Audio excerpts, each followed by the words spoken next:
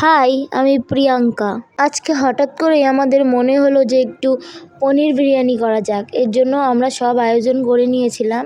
তার মধ্যে কার্তিক মাস, আমরা সবাই নিরামিষ খাই। এর জন্য ভাবলাম যে নিরামিষ বিরিয়ানি করা যাক, কারণ পুজোতে কোনো কিছু খেতে পারিনি আমরা। এর জন্য বাড়িতে আমরা বিরিয়ানি বানাচ্ছি। বিরিয়ানির প্ল্যানটা আমার ছিল না, আমার দিদির ছিল। তার জন্য দুজনেই আমরা রান্না করতে বসে গেছি। তার মধ্যে আমাদের আজকে গ্যাসও শেষ হয়ে গেছে, এর জন্য উনুনে রান্না করতে হচ্ছে আমাদের। বিনস আর গাজরগুলো দিদি হালকা করে ভেজে নিচ্ছে, আর দিদি আমাকে বারবার বলছিল দেখতে হয়েছে নাকি, দেখতে হয়েছে নাকি। তখনও বললাম যে হয়নি। তার মধ্যে দাদা অনেকগুলো টক দই নিয়ে এসেছিলো বাজার থেকে, অনেকটা বেঁচে গিয়েছিল, এর জন্য মা খেয়ে নিচ্ছে সেগুলো। এই দেখো বিরিয়ানির রাইসগুলো কি সুন্দর হয়েছে। মা আমাদের সাথে বসে বসে গল্প করছে আর খাচ্ছে, কত কিছু বলতেছে। এবার প্রথমবার বিরিয়ানি বানাচ্ছে আমাদের বাড়িতে।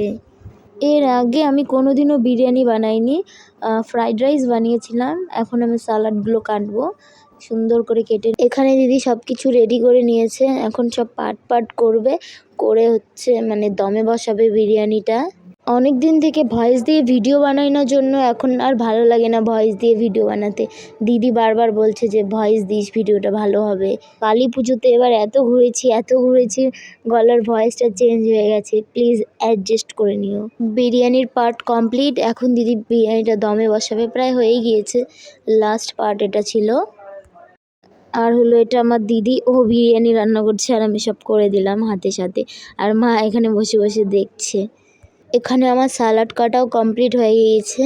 ওরা সবাই এখন বিরিয়ানি দমে বসাবে, আর আমি এখানে সালাডগুলো সুন্দর করে কেটে নিয়েছি।